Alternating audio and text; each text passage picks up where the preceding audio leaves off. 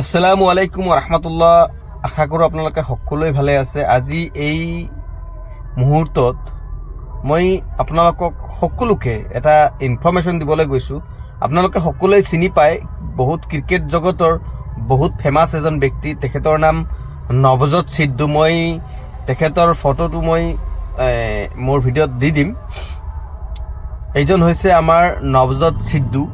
তেখেত ক্ৰিকেট জগতৰ বহুত ফেমাছ মানুহ আছিলে আৰু সেই নৱজোৎ সিদ্ধুৰ ৱাইফৰ কেঞ্চাৰ হৈছিলে। আৰু এই কেঞ্চাৰ বেমাৰটো আপোনালোকে সকলোৱে জানে বহুত ভয়াৱহ বা বহুত ডেঞ্জাৰ।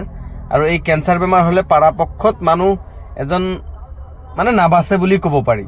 আৰু যদি ষ্টেজ 2, 3, 4 এনেকৈ যদি হৈ যায় তেনেহ'লে তাৰ বাচাৰ সম্ভাৱনা একেবাৰে নাইকিয়া হৈ যায়। তো নৱজোৎ সিদ্ধুৰ ৱাইফৰ কেঞ্চাৰ ধৰা পৰিছে, তাকো ষ্টেজ 4, মানে ডক্টৰক দেখাবলৈ যেতিয়া গৈছে, ডক্টৰৰ লগত আলোচনা কৰিছে, চেকআপ কৰিছে, কৰাৰ পিছত নৱজোৎ সিদ্ধুৰ ঘৈণীয়েকৰ ষ্টেজ 4 কেঞ্চাৰ ধৰা পৰিছে। আৰু সেই ধৰা পৰাৰ লগে লগে ডক্টৰে কৈছে যে বোলে তেখেতৰ এতিয়া বাচি থকাৰ চান্সেছ 3% আছে। কিন্তু নৱজোৎ সিদ্ধুৱে কেতিয়াও হাৰ মানা নাই।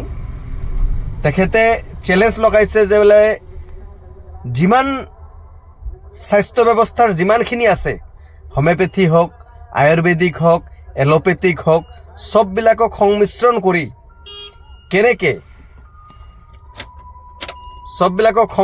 কৰি কেনেকৈ এই কেঞ্চাৰৰ লগত যুঁজিব পাৰিম সেইটোৰ এটা সাহস বিচাৰি লৈছে।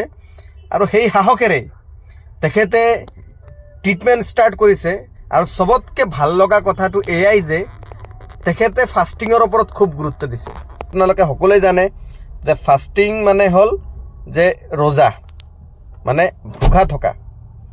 তো আমিও মই নিজে আজি প্ৰাউড ফিল কৰি আছোঁ যে ফাষ্টিং এনেকুৱা এটা বস্তু যোনটোৱে আমাৰ দেহৰ পৰা কেঞ্চাৰ চেলকো মাৰি পেলাব পাৰে, কেঞ্চাৰ চেল নাইকিয়া কৰি দিব পাৰে।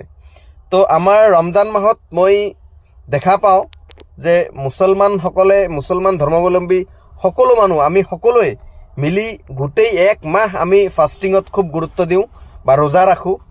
তো আজিকালিৰ যুগত অলপ আৰ্টিফিচিয়েল জামানা আহিছে, সেইকাৰণে বহুত মানুহে এই ৰোজাটোক ভাবে যে ৰোজা আকৌ কিয় দিছে। ইছলামত ৰোজা ইমান কষ্টকৰ এটা নিয়ম বা নীতি নিয়ম কিয় দিছে সেইটো লৈ বহুতে ভাবে। চাওক, আজি চায়েন্সেও কৈ আছে যে ফাষ্টিং এটা ইম্পৰ্টেণ্ট বস্তু হয়। ফাষ্টিং কৰিলে, ৰোজা কৰিলে আপোনালোকৰ দেহৰ পৰা বহুত এনেকুৱা বেমাৰ আজাৰ আছে যোন সেই বেমাৰ আজাৰখিনি দেহৰ পৰা নাইকিয়া হৈ যাব পাৰে।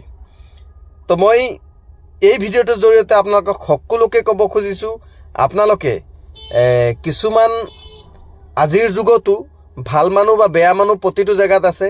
তেনেকুৱা কিছু বেয়া ডক্টৰো আছে, কিছু বেয়া লেবৰেটৰিয়ানো আছে, কিছু বেয়া ফাৰ্মাচিষ্টো আছে। আপোনালোকে এই বেয়া মানুহৰ পৰামৰ্শত আপোনালোকে ভুল নাযাব। যিকোনো ট্ৰিটমেণ্ট কৰিব গ'লে ট্ৰিটমেণ্টটো টপককৈ নকৰিব, এজন দুজনৰ লগত আলোচনা কৰি কিনে ট্ৰিটমেণ্ট ব্যৱস্থাটো, স্বাস্থ্যৰ এটা ভাল ব্যৱস্থাটো আপোনালোকে ল'ব। আৰু আজিকালি ডক্টৰৰ তাতেও দেখা যায়, আপোনাৰ যদি কিবা এটা জ্বৰ হয়, এটা টেষ্ট দিয়াৰ জেগাত 2টা 3টা 4টাকৈ টেষ্ট দিয়ে। সেইখিনি মই ভাবোঁ যে বোলে, মোৰ ব্যক্তিগত ভাৱনা যে সেইখিনি তেখেতসকলৰ মুনাফাৰ কাৰণে দিয়ে। আৰু টেষ্ট ডক্টৰসকলেও জানে, সেই ধৰণৰ ডক্টৰ দেই, স্পেচিয়েলি কৈছোঁ, সেই ডক্টৰসকলেও জানে যে বোলে ইমান টেষ্টৰ দৰকাৰ নাই, 1-2টা টেষ্ট হ'লে হয়, তাতে 5টা 6টা টেষ্ট দিব। মানে মই আকৌ এবাৰ ক'ব খুজিছোঁ, আপোনালোকে ভুল নাযাব, য'ত ত'ত ভুল নাযাব। যোনটোন ডক্টৰ বা যোনটোন ফাৰ্মাচিষ্ট বা যোনটোন লেবৰেটৰীৰ পৰামৰ্শত ভুল নগৈ আপোনালোকে ধুনীয়াকৈ সুস্থভাৱে এটা বিচাৰ কৰি কেনেকৈ আপোনাৰ স্বাস্থ্যৰ কাৰণে ভাল হ'ব, কোনটো ভাল হ'ব। কেতিয়াবা আয়ুৰ্বেদিক ঔষধো বহুত ভাল ৰিজাল্ট দেখুৱায়, কেতিয়াবা হোমিওপেথিও দেখায়, কেতিয়াবা এলোপেথিকো দেখায়। আপোনালোকে ভালকৈ ভাল মানুহৰ ওচৰত গৈ, ভাল স্বাস্থ্য বিভাগৰ মানুহৰ ওচৰত গৈ আপোনালোকে পৰামৰ্শ লৈ আপোনালোকে নিজৰ স্বাস্থ্যৰ পিনে গুৰুত্ব দিব বুলি মই আশা ৰাখোঁ। এইখিনি কৈ মই মোৰ ভিডিঅ'টো এণ্ড কৰিছোঁ। সকলোকে ধন্যবাদ জ্ঞাপন কৰিছোঁ। আপোনালোকে বহুত ছাপোৰ্ট কৰি আছে, তাৰ কাৰণে বহুত ধন্যবাদ। আসসালামু আলাইকুম ৰহমতুল্লাহ।